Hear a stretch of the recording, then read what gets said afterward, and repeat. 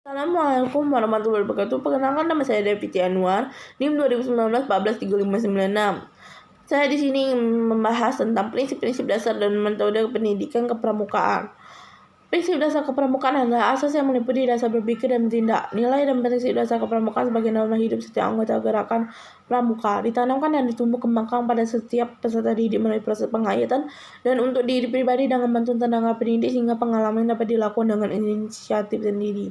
Penuh kesadaran, kemandirian, kepedulian, ketanggungjawab serta keterkaitan moral, baik sebagai pribadi maupun sebagai anggota masyarakat.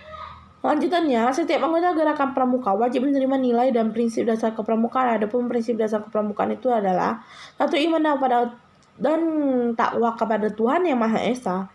2. Peduli terhadap bangsa dan tanah air sesama makhluk hidup dan alam. 3. Peduli terhadap dirinya pribadi. 4. Taat kepada kode kehormatan pramuka. Pada hakikatnya, anggota gerakan pramuka wajib menerima prinsip dasar kepramukaan dalam arti: 1. Menaati perintah Tuhan Yang Maha Esa dan menjauhi larangan serta pribadi sesuai tata cara dari agama yang dipeluknya. 2. Memiliki kewajiban untuk menjaga dan melestarikan lingkungan sosial, memperkokoh persatuan serta menerima kebinekaan dalam negara kesatuan Republik Indonesia. 3. Memerlukan lingkungan hidup yang bersih dan sehat agar dapat menunjang dan memberi kenyamanan dan kesejahteraan hidup, karena setiap anggota gerakan pramuka wajib peduli terhadap lingkungan hidup dengan cara menjaga, memelihara, dan menciptakan kondisi lebih baik. 4. Mengakui bahwa manusia tidak hidup sendiri, melainkan hidup bersama berdasarkan prinsip kepersatuan yang adil dan beradab dengan makhluk lain ciptaan Tuhan, khususnya dengan sesama manusia. 5. Memahami prinsip pribadi untuk dikembangkan dengan cerdas guna kepentingan masa depan masyarakat, berbangsa, dan bernegara. Next, metode kepramukaan. Metode pramukaan adalah proses dan cara mengimplementasikan nilai dan prinsip dasar kepramukaan. Setiap unsur dalam metode kepramukaan memiliki fungsi pendidikan spesifik yang secara bersama-sama dan keseluruhan saling memperkuat dan menunjang tercapainya tujuan pendidikan kepramukaan. Metode kepramukaan merupakan cara belajar interaktif progresif melalui 8 metode yang digunakan, yaitu: 1. Pengalaman kode kehormatan pramuka. Kode kehormatan pramuka yang terdiri atas janji yang disebut satya dan ketentuan moral yang disebut dharma merupakan salah satu yang terdapat dalam metode kepramukaan.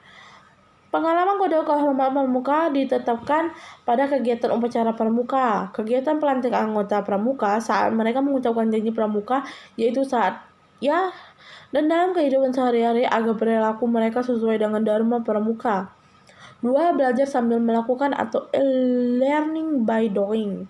Belajar sambil melakukan dilaksanakan dengan mengutamakan sebanyak mungkin kegiatan praktik secara praktis pada setiap kegiatan pramuka dalam bentuk pendidikan, keterampilan, berbagai pengalaman yang bermanfaat bagi anggota pramuka, sehingga para anggota pramuka dapat lebih mudah memahami materi yang disampaikan. 3. Berkelompok, bekerja sama, dan berkompetisi. Peserta didik dikelompokkan dalam satuan gerakan yang dipimpin oleh peserta didik sendiri. Kegiatan berkelompok memberikan kesempatan belajar memimpin dan dipimpin, mengatur dan diatur, berorganisasi, memikul tanggung jawab, serta bekerja sama dengan kerukunan. 4. Kegiatan yang menantang dan meningkat serta mengandung pendidikan yang sesuai dengan perkembangan rohani dan jasmani peserta didik. Anggota pramuka tingkat penggalangan biasanya berada di tahap pertumbuhan masa remaja. Usia tersebut, anggota cenderung melakukan hal sesuai dengan keinginan yang dianggap benar oleh dirinya sendiri. Mereka akan belajar mengikuti kegiatan jika mereka merasa butuh dan ingin, sehingga dengan kegiatan pramuka yang menarik dan menantang, para anggota penggalang tersebut merasa senang dan antusias dalam kegiatan tanpa paksaan. 5.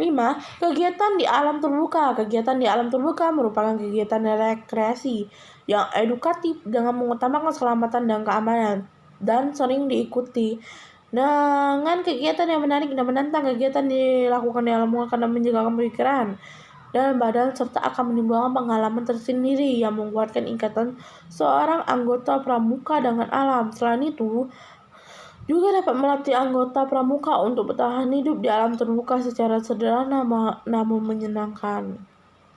6. Kehadiran orang dewasa yang memberikan bimbingan, dorongan, dan dukungan.